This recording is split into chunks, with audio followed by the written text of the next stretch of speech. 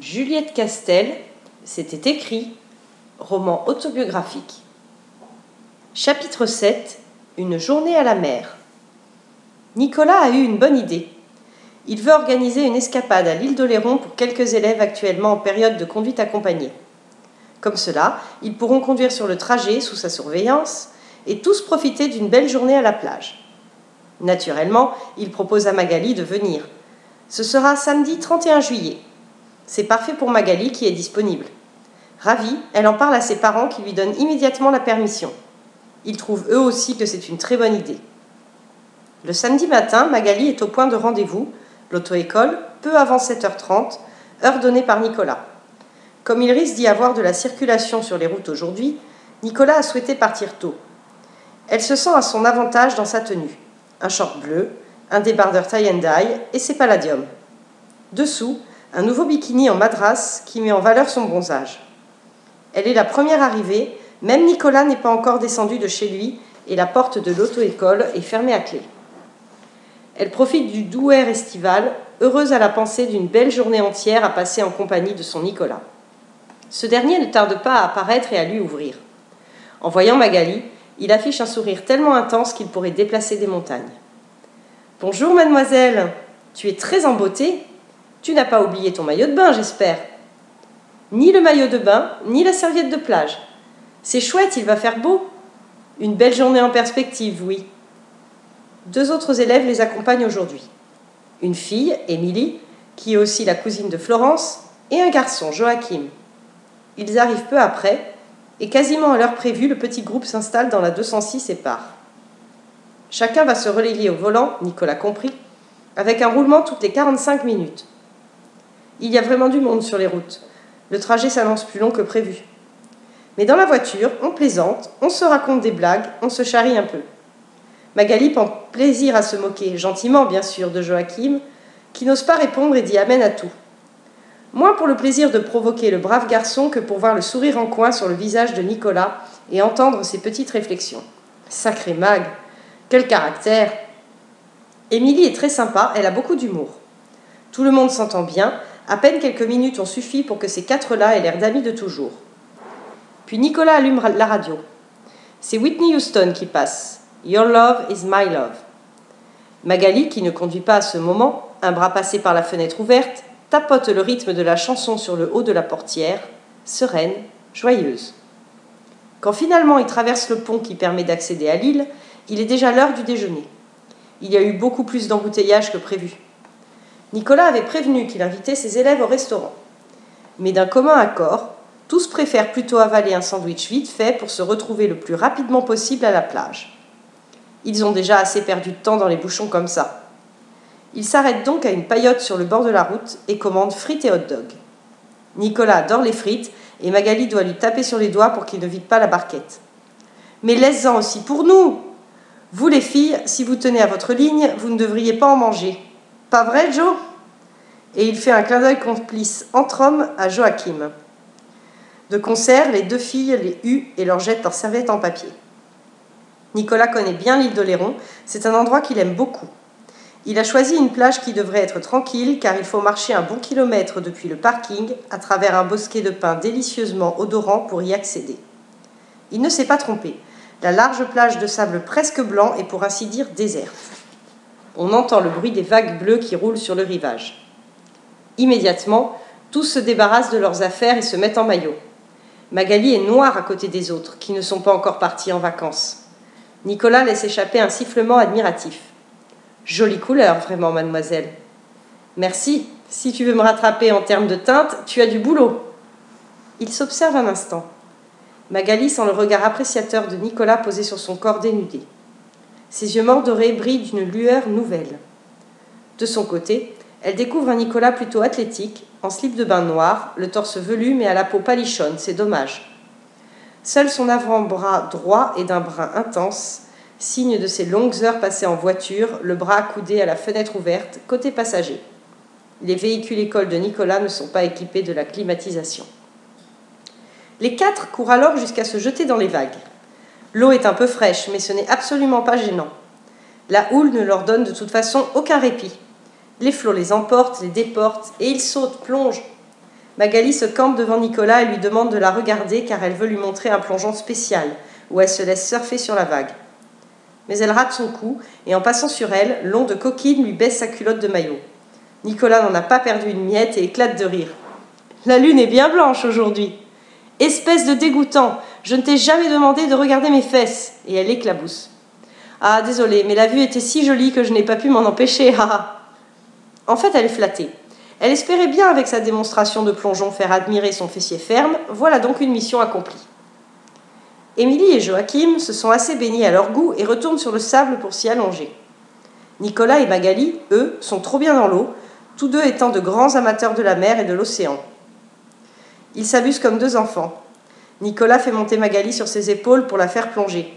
Au moindre contact de sa peau contre celle de Nicolas, les mains qui se prennent, la plante de ses pieds sur les solides épaules de son bien-aimé, elle se sent la tête ivre et son plexus faire toute une série de triples saltos arrière. Ils se parlent un peu, de choses anodines et d'autres, grisées par le soleil et le chahut de la marée. Nicolas conseille à Magali d'arrêter d'embêter Joachim. Selon lui, le pauvre garçon ne répond pas à ses piques parce qu'il est amoureux d'elle et a trop peur de lui déplaire. Cela fait pouffer Magali qui en profite pour lui glisser au passage qui ne l'intéresse pas du tout. Tout à coup, Nicolas éclate de rire. « Mag, viens voir, c'est trop drôle. Il y a un type qui nous filme sur la plage. »« Quoi ? Qu'est-ce que c'est que ces bêtises encore ? » ?»« Je te jure, un type nous filme, là !» Et il montre du doigt la grève. Magali, dans l'eau jusqu'à hauteur de sa poitrine, avance vers lui comme elle peut et regarde la direction indiquée. « Je ne le vois pas, mais là !» Nicolas aussi s'est rapproché de Magali, pour se mettre juste derrière elle, le bras tendu en direction de ce mystérieux caméraman. Effectivement, un homme debout, face à la mer, tient un caméscope droit sur eux. « Ah, ça y est, je le vois, oui. Mais qu'est-ce qu'il nous veut, à ton avis ? Peut-être que... » Mais elle ne finit pas sa phrase. Nicolas, derrière elle, le doigt toujours pointé, a posé délicatement sa main de libre sur la taille de Magali, sous l'eau. Immédiatement, elle sent son souffle se couper. C'est pour cela qu'elle ne peut plus parler. Puis doucement, Nicolas abaisse sa deuxième main et la pose de l'autre côté de la taille de la jeune fille. Magali est comme parcourue d'un courant électrique, sa peau lui brûle. Elle sent le torse de Nicolas s'appuyer contre son dos, sa tête qui vient frôler son épaule gauche. Magali est en alerte, curieuse de savoir maintenant ce qu'il va se passer. Elle attend et espère que d'une seconde à l'autre, il la retourne vers lui et l'embrasse. Tout son corps ne demande plus que cela à présent. Ce film sera sans doute le plus inintéressant du siècle. Nicolas est toujours avec cette histoire de caméraman. Magali ne peut plus rien faire d'autre que de se laisser envahir par ses émotions, le cœur battant. Puis doucement, l'étreinte de Nicolas se desserre. Il s'est écarté d'elle. Combien de temps s'est-il passé ? Certainement quelques secondes à peine. Pour Magali, cela pourrait aussi bien être une éternité. Parfois dans la vie, il y a de tout petits moments, comme celui-là, dont la force est telle qu'elle restera pour toujours gravée dans la mémoire. Magali sait qu'elle n'oubliera jamais cet instant magique, même si elle reste un peu perplexe, voire déçue qu'il ne se soit finalement rien passé. Elle se demande comment Nicolas l'aura vécu lui, à quoi il aura pu penser dans son fort intérieur et à quoi il pense maintenant. Il décide de sortir de l'eau. Sur la plage, Magali, qui a pris son appareil photo, immortalise ses trois compagnons étendus sur leurs serviettes. À gauche, Nicolas, le visage tourné vers elle, un œil fermé et un sourire qui ressemble plutôt à une grimace, rapport au soleil qui lui tape dans les yeux. Est venu le temps de repartir. Sur le chemin du retour, Magali discute avec Émilie. Elles se tiennent en arrière de Nicolas et Joachim qui marchent à quelques mètres devant elle. Magali est toujours très troublée par cette brève étreinte aquatique qu'elle ne sait pas interpréter. Elle a peur que son émoi se ressente au contact de Nicolas, c'est pourquoi pour le moment elle se tient à l'écart de lui. Elle a remis son short, mais pour ne pas mouiller son débardeur, elle est restée avec son haut de bikini. Ses cheveux commencent à sécher, et avec le vent et le sel, il se transforme en une épaisse cascade de boucles qui prend des reflets dorés sous la lumière du soleil d'été. Elle espère que Nicolas ne trouvera pas cela moche. Elle a l'impression de dévoiler ainsi une partie de son intimité à exposer sa vraie nature capillaire, et on sait bien que ses cheveux sont le drame de sa vie.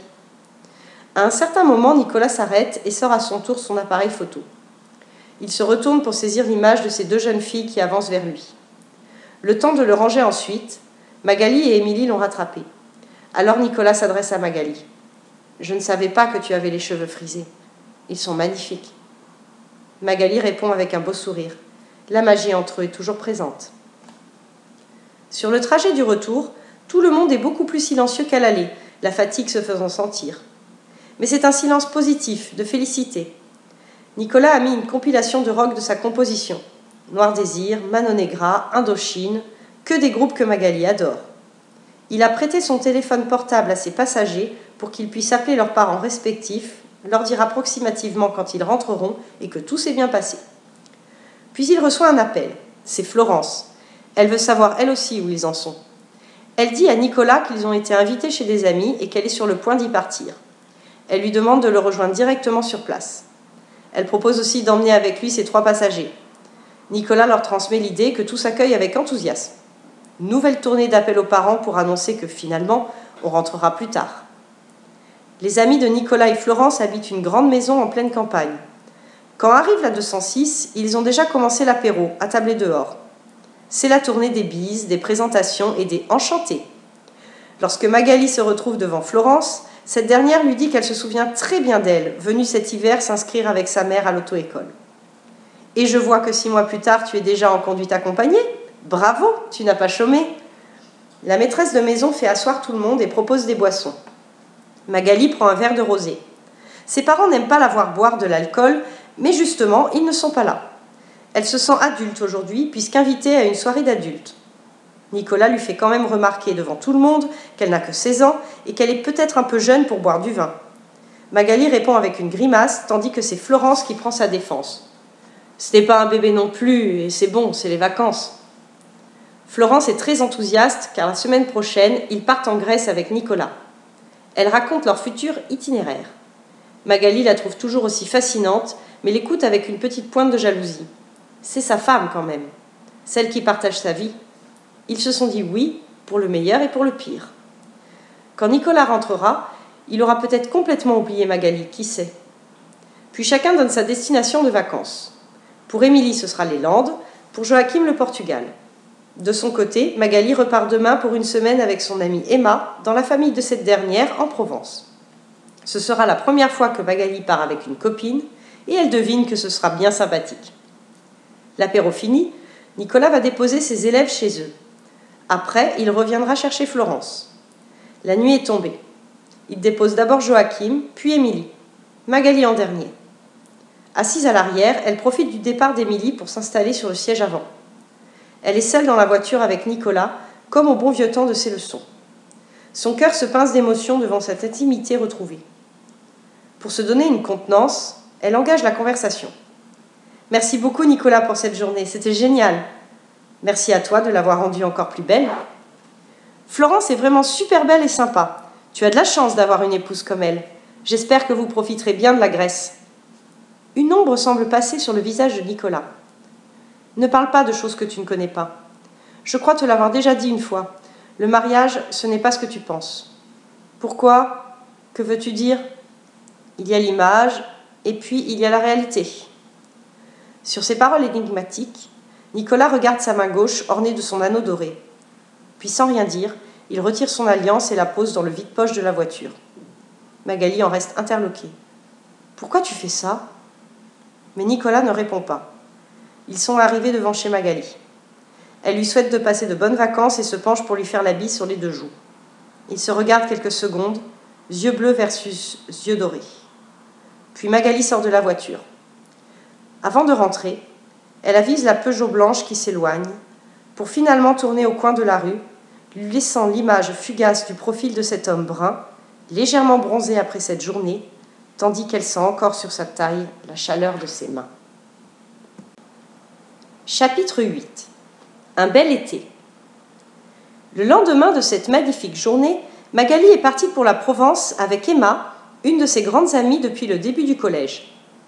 Là-bas, elles profitent de la piscine de la maison familiale, vont se baigner dans les gorges du Verdon et le soir, retrouvent sur la petite place du village les amis d'Emma qui vivent ici ou qui, comme elle, viennent y passer leurs vacances d'été chaque année. Emma veut absolument que Magali se trouve un petit copain parmi eux. Mais Magali reste distante, elle n'a pas du tout la tête à ça. Elle est encore plus obsédée par Nicolas depuis cette brève embrassade dans l'océan. Un après-midi, alors qu'elles sont allongées côte à côte dans l'herbe du jardin, elles en discutent. Emma est déçue car elle a l'impression que son amie, toujours distraite, rêveuse, ne s'amuse pas comme elle le voudrait. Cette attitude ne ressemble pas à Magali, et elle cherche à comprendre qu'est-ce que ce Nicolas a bien pu lui faire, ce qui peut le représenter pour elle. Il lui semble que la situation a bien évolué depuis la dernière fois qu'elles se sont vues au bac de français. Emma habite en dehors de la ville, donc elle ne se voit que très rarement en dehors du lycée, malgré leur grande amitié. Magali lui a bien évidemment raconté dans les moindres détails ses visites à l'auto-école, les échanges de regards, les conversations, et surtout la journée à l'île d'Oléron, point d'orgue actuel de l'histoire. Mais franchement, tu crois qu'il va se passer quelque chose entre vous? Il est marié, c'est un professeur. Tu vous vois ensemble? À dire vrai, non, je ne pense pas. J'aimerais énormément, comme tu le sais, mais je suis d'accord avec toi, cela me paraît impossible. Je pense qu'on s'aime, mais dans notre cas, l'amour ne suffit pas. C'est une façon de voir les choses. Moi, l'amour, je ne le définis pas comme ça. C'est quoi pour toi, l'amour? C'est forcément plus physique. Au moins s'embrasser, se toucher. Et puis, lui, c'est un homme, donc il t'en demandera forcément plus. C'est-à-dire, tu te vois faire l'amour avec lui?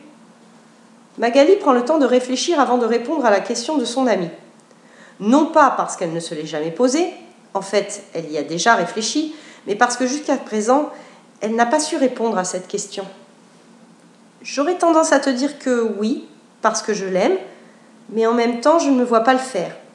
Peut-être parce que nous n'en sommes bien loin, tout simplement.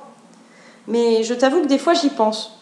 J'essaie d'imaginer ce que ça ferait, comment ça pourrait se passer. Mais s'il te demandait de coucher avec toi, tu dirais quoi? Il ne le fera pas de toute façon. Il a eu une occasion, il aurait pu m'embrasser et il ne l'a pas fait. Peut-être justement parce qu'il est marié.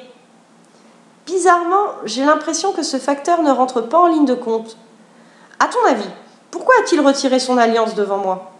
Peut-être que les choses ne se passent pas si bien que ça dans son couple, qu'ils veulent divorcer. Je ne peux pas le savoir, il ne veut jamais en parler. Bah, peu importe. De toute façon, je pense qu'il ne se passera jamais rien entre nous, c'est tout. Tu dis ça pour te rassurer, tu n'es pas sérieuse. Non, non, je le pense vraiment en toute honnêteté. Mais si tu le penses vraiment, que tu en es sûre, pourquoi insister autant dans ce fantasme? Tu ne devrais pas essayer de passer à autre chose plutôt? Je n'en ai pas envie. J'ai l'impression que c'est le destin qui m'a mis Nicolas sur ma route. Je me sens irrésistiblement attirée par lui et j'ai l'impression qu'un jour je découvrirai le pourquoi. Alors non, je n'ai pas envie de l'oublier, parce que déjà j'en suis incapable, et puis je suis heureuse comme ça aujourd'hui. Tu vois, je veux profiter simplement des moments tels qu'ils arrivent. Je n'attends rien d'autre. Si tu es heureuse, c'est tout ce qui compte pour moi, Magali. Je ne voudrais pas que tu sois prisonnière d'un amour impossible qui ne t'apporte rien de bon. Rassure-toi, je ne vois pas du tout les choses comme ça alors. De retour chez elle, Magali compte les quelques jours qui lui restent avant de retrouver son Nicolas. Il lui manque et il n'y a rien à faire dans sa petite ville au mois d'août. Tous ses amis sont partis et pas encore rentrés. Mais pour qui est patient, le temps finit toujours par s'écouler et arrive finalement le jour tant attendu du retour de Nicolas. Le cœur battant, pressée de revoir l'objet de son affection, elle se dirige vers l'auto-école. Sandra aussi était en congé la semaine dernière et a repris ce matin. Magali lui demandera de lui raconter comment cela s'est passé pour elle. À l'accueil, Sandra n'est pas seule. Elle discute avec Florence, bronzage orange vif, lunettes de soleil sur la tête, cheveux encore plus blonds que dans son souvenir. Magali les embrasse et aussitôt chacune raconte sa semaine de vacances. Sandra s'est bien reposée et a emménagé avec son chéri, son premier concubin à 21 ans. Florence a adoré la Grèce, les paysages, les gens, la nourriture, la température de la mer. Ils ont fait de la plongée. Lorsqu'arrive Nicolas, entre ces deux leçons, Magali a comme un coup dans la poitrine. Bronzé, très bronzé même, les yeux ressortant comme deux pierres précieuses sur sa face brune. Ils paraissent à nouveau verts. Il l'a vu lui aussi.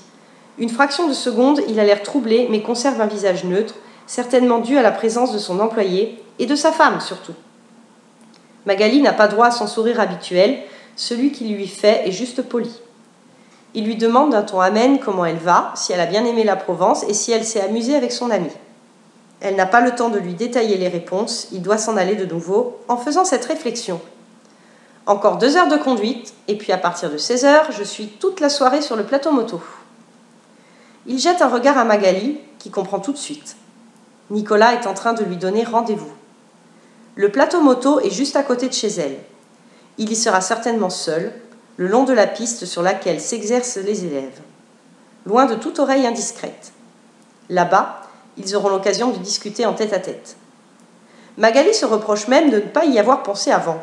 Depuis tout ce temps, elle savait bien que Nicolas passait également une partie de ses journées sur ce plateau moto. Pourquoi n'a-t-elle jamais eu l'idée de l'y rejoindre ?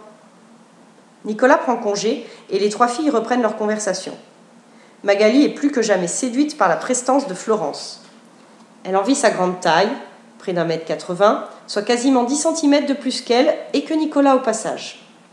Elle aimerait être aussi mince, avoir d'aussi beaux vêtements, qui sont simples mais modernes et bien coupés. Comme lors de la première fois qu'elle l'a vu, elle voudrait devenir cette femme, celle qui a su séduire Nicolas au point de l'épouser, celle qu'il a embrassée, à qui il a fait l'amour, mais aussi celle dont il ne veut jamais parler. À bien la regarder, Magali remarque tout à coup qu'elle a en fait un grand nez peu flatteur et la mâchoire large, quasi masculine. Elle a plus de charme qu'elle n'est jolie. Mais elle irradie et c'est ce qui compte. Magali aimerait en prendre de la graine. Elle ne dégage certainement pas un tel charisme comme elle. Sur le coup des 17h, Magali prend son vélo et annonce à ses parents qu'elle va faire une balade au parc.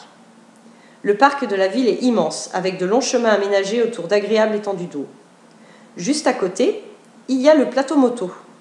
C'est plutôt un vaste parking où chaque moniteur des différentes auto-écoles qui y vont avec leurs élèves dispose de petits plots au sol pour délimiter le tracé d'un parcours.